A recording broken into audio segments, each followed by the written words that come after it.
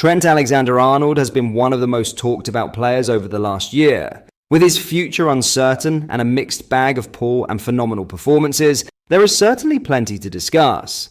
In today's video, we have some huge news about the English right-back, which we'll discuss in depth, whilst going over all the latest Liverpool news from the past 24 hours. There is so much to discuss in today's video. So, as always, make sure you like the video and subscribe to the channel for daily Liverpool content. But first, a weakened Liverpool side led to an FA Cup knockout, and there is good reason for Arne Slot not regretting his selection choices as his side faced 5 Premier League games in 15 days. The consensus from the 1-0 defeat at Plymouth was that the senior players selected did not do enough, but that an exit from the FA Cup was not the worst thing in the world. It eliminates one chance at silverware, but it opens gaps in the schedule for rest as Liverpool keep their eyes locked on their remaining 3 competitions. The Premier League now takes centre stage with a run of 5 games in the space of 15 days, with Everton away, Wolves at home, Aston Villa away, Man City away and Newcastle at home to come in quick succession. A game every 3 days affords few opportunities for Slot to rest his starters, which is why Plymouth was the ideal time to give those on the fringe a chance at game time, even if they struggled. No regrets on selection because you never know what would have happened if we would have played with our starters over here, Slot told reporters post-match on Sunday. He later added, "I said before that we have to play many games now. The Aston Villa game comes during the week again as well. The last few weeks we have played every single week 2 times. The upcoming weeks we have to play every single time 2 games. Therefore it's not only for them good to once in a while have a week where they only play 1 game, but also for the ones that were here today, they need the intensity of the game because you can keep on training with them, but once in a while they need a game as well." Few offered a convincing argument that they are due more starting appearances, but with 15 points available this month, Slot made the pragmatic decision on the South Coast to protect his regular starters. We may only know in May how much it paid off, but it's hard to truly criticize as we look at it now. What do you think of this? Put your thoughts in the comments. Now, in some huge Trent Alexander-Arnold news, Trent Alexander-Arnold could return for the trip to Everton on Wednesday, but Joe Gomez is certainly ruled out, with Arne Slot providing an update beforehand. Alexander-Arnold has missed the last 2 games, having picked up a thigh injury in the 2-0 win over Bournemouth, though a serious issue has been ruled out. But with Connor Bradley rested for the FA Cup defeat to Plymouth on Sunday, it appeared as though Slot had showed his hand with regards to return for his number 66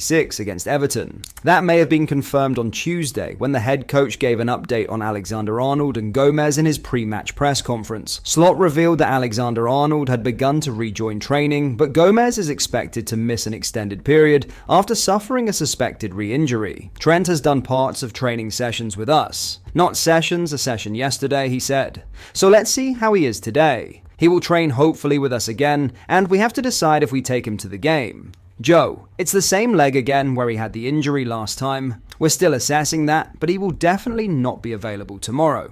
Asked if it was a concern that Gomez's injury was in the same leg as the hamstring blow that ruled him out for 11 games earlier in the season, Slot replied, "That's mostly a concern. Liverpool will also be without Tyler Morton for the final Merseyside derby at Goodison Park, while youngsters Trey Nyoni, Rio Nyamoha, Trent Cone-Doherty and Amara Nallo are among those to have travelled with the Liverpool under-19s. There will be fewer opportunities for those academy players at first team level after exiting the FA Cup, but as ever, injuries will dictate Slot's squad. Bradley will almost certainly start against Everton as one of 10 players left out of the squad for the 4th round tie at Plymouth. What are your thoughts? Let me know down below.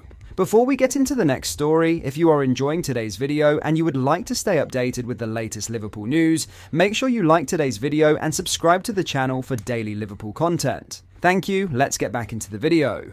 In other news, Darwin Núñez would have been in line to start the FA Cup clash with Plymouth on Sunday, but the striker was ruled out for a reason that may surprise some. Even without the 10 players who were left out in order to rest for the Merseyside derby, for a number of reasons, Liverpool's lineup at Plymouth should have been stronger. The Reds were dealt an early setback when Joe Gomez was forced off with injury, meaning academy fullback Isaac Mabaya made his debut, while Curtis Jones was not fit to feature, which meant Trey Nyoni started. It now transpires that Núñez missed the build-up to Liverpool's trip to Devon as he travelled to Spain earlier in the week for the birth of his 2nd child. Speaking in his pre-Everton press conference on Tuesday, Slot explained that the striker was granted a short time off to be with his partner Lorena Manas, who chose to give birth in her native Spain. It was difficult, he said, of his team selection, because the plan was of course to play with Joe for 60 minutes or longer. The plan was to start Curtis, but he came out Sunday saying that he didn't feel well enough to play. So then then all of a sudden we missed two important players. I think people know Darwin's situation, that he became a dad 1 or 2 days before the game, and that happened in Spain, so he came in a bit later. So there were some circumstances that weren't perfect. Logic suggests that Jones would been in the side instead of Nioni, and Nunez would also have started, which may have afforded a match day off for Luis Diaz. Instead, it was a side of mixed experience at home park, particularly when it came to Slot's bench, with Nunez the only senior player fit to come on, and 18-year-old Trent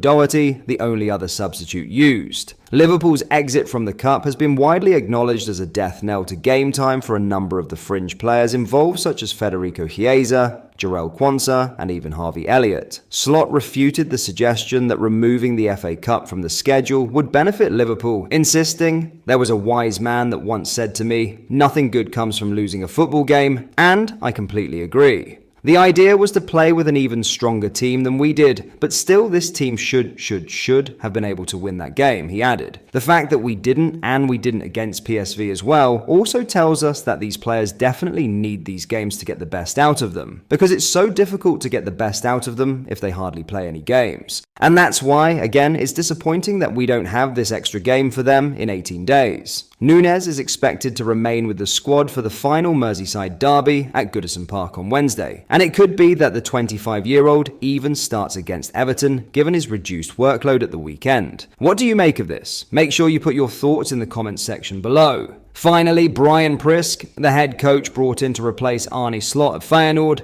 has not enjoyed the same levels of success. Now sacked after 8 months, it was long known that Slot would depart Feyenoord at the end of last season, with the Dutchman identified as the ideal successor to Jurgen Klopp. The story developed throughout April, and the Eredivisie side had confirmed his replacement by June, with Priske leaving Sparta Prague to take the job in Rotterdam. But 8 months into the role, the Dane has now been relieved of his duties at Feyenoord, with the club explaining it was due to a lack of chemistry. The club cites the inconsistent results and a lack of chemistry as the main reasons, their statement confirmed. Technical director Dennis de Cloeza elaborated. It is very disappointing for all parties that we had to come to this decision. Although Feyenoord achieved some impressive results with Brian, especially in the UEFA Champions League, the first team's performance has been far too inconsistent in recent months, and, unfortunately, we see too little structural progress. As a professional and as a person, I still hold Brian in high esteem. However, sometimes you have to conclude that despite everyone's good intentions, things are just not working out, and you have reached a point where there is not enough support to continue forward together.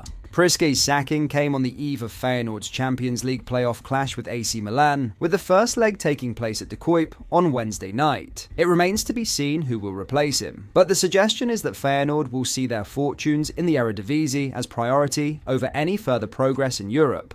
Feyenoord, who finished second in Slot's final season and won the league during his tenure, are currently 5th in the Dutch top flight after winning only 11 of their 21 games so far. But that is all for today. Thank you for watching. Don't forget to like the video and subscribe to the channel for daily Liverpool content. Thank you. I'll see you in the next video.